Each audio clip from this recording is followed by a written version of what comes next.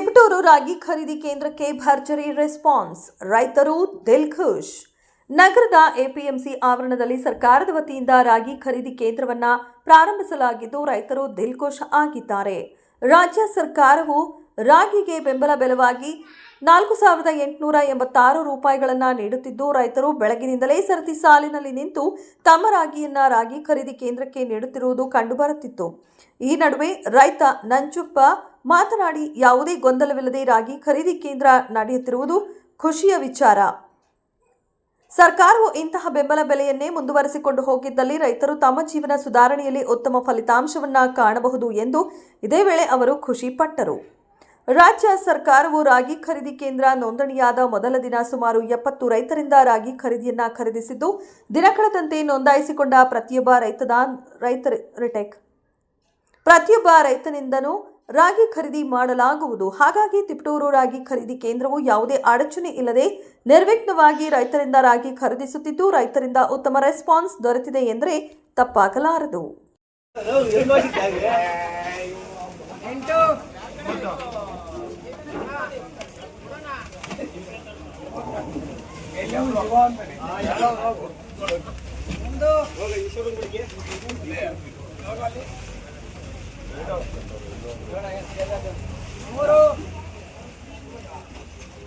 ಅವ್ರು ಹೇಳ್ತಾರಲ್ಲ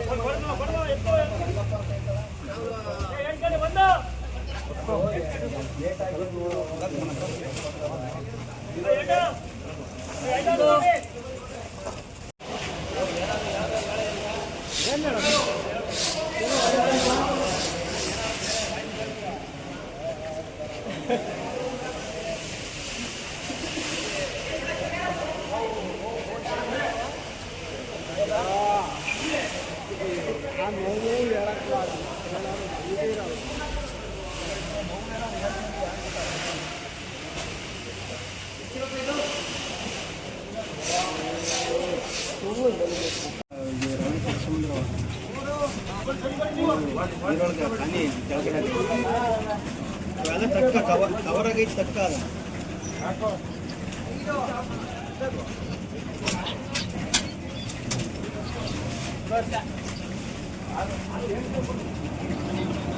ಕೆಳಗೆ ಅದು ಎತ್ತೀವ ಕವರ್ಗೆ ಹಾಕಿ ನೋಡಲ್ಲ ಎಲ್ಲವೂ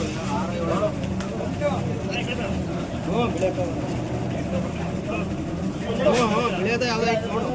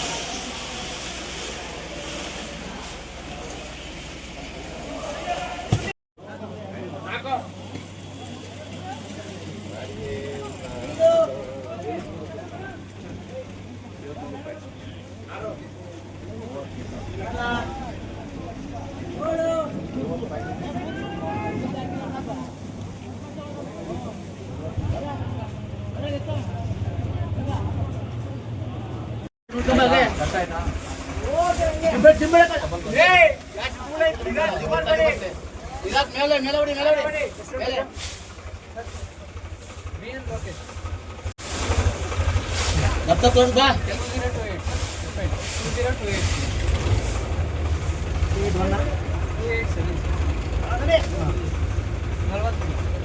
ಹೊರವಳ್ಳಿ ಸರ್ ನಾವು ರಾಗಿ ರೈತ ತಂದಿರೋದು ಯಾವುದೇ ಏನು ತೊಂದರೆ ಇಲ್ಲ ಇಲ್ಲಿ ಸದಾ ಸಲ ಹೆಂಗೆ ಇರ್ತೀವಿ ಎಷ್ಟು ಸರ್ ಕ್ವಿಂಟಾಲಿಗೆ? ಸರ್ ಕ್ವಿಂಟಲ್ಗೆ 4,886 ಎಷ್ಟು ತಂದಿದ್ದೀರಿ ಸರ್ ನೀವು? ನಾವು 50 ಯಾವ ತೊಂದರೆ ಇಲ್ಲ ತಾನೆ? ಯಾವ ತೊಂದರೆ ಇಲ್ಲ ಹಾಂ, ಚೆನ್ನಾಗಿ ನಡೀತಿದೆ. ಚೆನ್ನಾಗಿ ನಡೀತೀವಿ ಏನು ನಮಗೂ ಯಾರು ತೊಂದರೆ ಕೊಟ್ಟಿಲ್ಲ, ಹಾಂ, ರೈತರುಗಳು ಅವ್ರಿಗೆ ತೊಂದರೆ ಕೊಟ್ಟಿಲ್ಲ. ಒಂದೇ ಸಂಖ್ಯೆ ನಿಮ್ದು ಇವತ್ತೇ ಕೊಟ್ಟಿದ್ದಾರಾ ಅಥವಾ ಇನ್ನೊಂದು ದಿವಸ ಕೊಟ್ಟಿದ್ದಾರಾ? ಸರ್ ರಾಗಿ ಇವತ್ತು ಕೊಟ್ಟಿದ್ದಾರಾ ಅಥವಾ ಬೇರೆ ದಿವಸ ಕೊಟ್ಟಿದ್ದಾರಾ? ಇಲ್ಲ ಇವತ್ತು ತಂದಿದ್ದಾರೆ 18ನೇ ತಾರೀಕು ಕೊಟ್ಟಿದ್ದು 18ನೇ ತಾರೀಕು ತಂದಿದ್ದೀವಿ ಸರ್. ಅಂದರೆ ಇಂಥ ದಿವಸ ಅಂತಾನೆ ತರ್ರಿ ಅಂತ ಹಾಂ ಹೇಳಿ. ಇಂಥ ದಿವಸ ಅಂತ ಡೇಟ್ ಫೋನ್ ಮಾಡ್ತಾರೆ ಸರ್ ಅವರು, ಇಂಥ ಡೇಟಿಗೆ ತಗೊಂಬರ್ತಾರೆ ಅಂತ ಡೇಟಿಗೆ ನಾವು ತಂದು ಮಾರಾಟ ಮಾಡ್ತೀವಿ. ಎಷ್ಟು ತಂದಿರಿ ಸರ್ ನೀವು? ನಾವು 50 ಕ್ವಿಂಟಲ್ ತಂದಿದ್ದೀವಿ sir. 50 quintal. Okay sir. Okay ಅಲ್ಲ ಕೇಳ ಈಗ ಫೋನ್ ಮಾಡಿದೆ ಪಾಪ ಪಾಪ.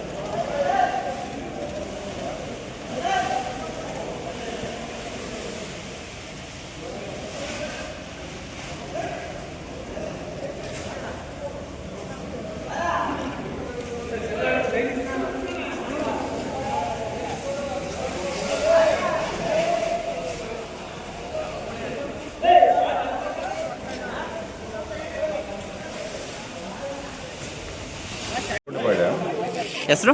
ಹೆಸರು ನಂಜಪ್ಪ ಅಂತ. ನಾವು ರಾಗಿ ತಗೊಂಡಿದ್ದೀವಿ. ಇಲ್ಲೇ ಅಂತ ಗಲಾಟೆ ಏನಿಲ್ಲ. ಮ್ಯಾನೇಜರು ಮೇಲೆ ನಾನು ಹೋಗ್ತಾ ಇದ್ದಾರೆ. ಏನಪ್ಪ ಒಂದು ಏ ಬಿಟ್ಟು ಕಳಿಸ್ತಾ ಇಲ್ಲ ಅಷ್ಟೇ ಅವರು. ಏ ಬಿಟ್ಟು ಕಳಿಸ್ಬೇಕು ಗಾಡಿ ಕೂಡ. ಹಂಗಾಗಿ ಬೇಗ ಬೇಗ ಅನುಭವ ಆಗ್ತಾರೆ. ಇಲ್ಲಿ ಬಂದು ರೈತರು ಕಾಯ್ಕೊಂಡು ಅಂತಾರೆ. ಅದು ಅದೇ ಒಂದು ತೊಂದರೆ ಬಿಟ್ಟರೆ ಇನ್ನೇನು ರೈತರ ಕಡೆಯೂ ತೊಂದರೆ ಇಲ್ಲ, ಅಧಿಕಾರಿಗಳ ಕಡೆಯೂ ತೊಂದರೆ ಇಲ್ಲ. ಮಾಡ್ಕೊಂಡು ಹೋಗ್ತಾ ಇದ್ದಾರೆ. ಅದೊಂದು ಬೇಕಾದ್ರೆ ಏ ಬಿಟ್ಟು